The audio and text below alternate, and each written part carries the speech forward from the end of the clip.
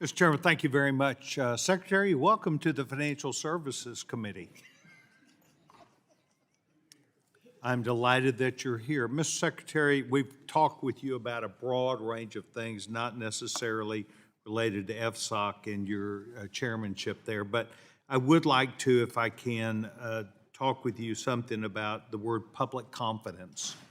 And the word public confidence does have a lot to do with the financial stability of the country.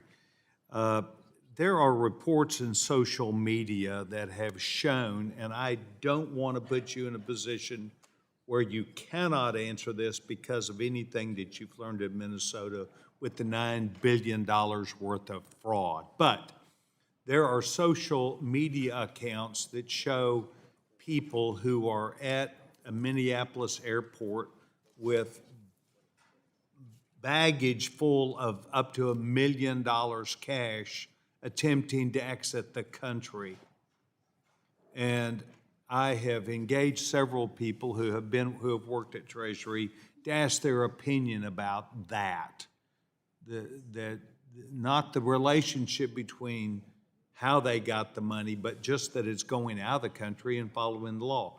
Can you tell us or give this committee your viewpoints about people not using some other system, but taking cash up to $1 million through our airports to leave the country? Yes, so that is a DHS TSA function. We, having learned of this, we are attempting to integrate our FinCEN better with those forms. What we are trying to do at Treasury via FinCEN is to keep money from being wired out of the country through what are called money service businesses. So we have issued a geographic targeting order bringing down the amount of reporting to $300 and also asking on the form, if someone is wiring money out of the country, are you receiving public benefits? These are all very important issues, and as you did talk about, Department of Homeland Security does have a role in this. I would suggest to you that Treasury probably has a philosophy about the role of the American dollar in world economy. The stability that we have, the use of wanting to make sure that the dollar remains that dominant use. But I would tell you that I will be very interested if you have a working group on this of us making ourselves aware, because it is an issue to people who simply see social media. We look forward to working with you on that, Congressman. Thank you, Secretary. Mr. Secretary, as you have alluded to, and as the discussion here has been about banks, community banks, the ability that they have, you recognize, because you spoke directly to it, about the stress that they are placed under as opposed to bigger banks.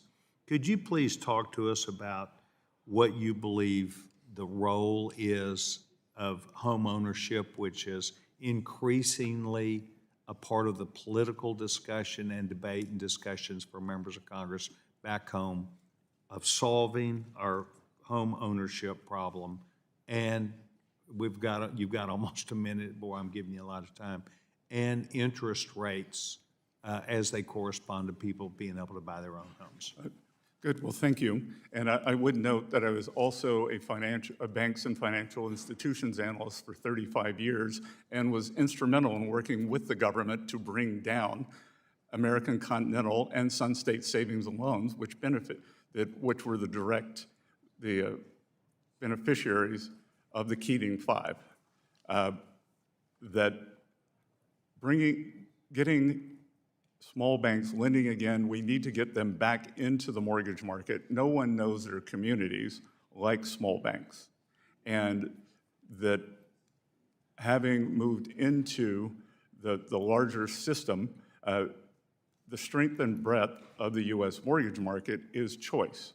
And we have lost the choice in the small banks. And I think we need to get them back into the housing lending business. And we are seeing, it's a tragedy that the average first-time home buyer is now 40 years old. 40 years old. Well, I had a discussion last night with the realtors about their importance in this process too. So I'd like to, once again, make sure we see community banks and realtors Gentlemen. and home builders all have an interest in this. Gentleman's time has I want to thank the gentleman. I thank the gentleman from Texas. Before we move on, I want to remind everyone participating today to uphold the House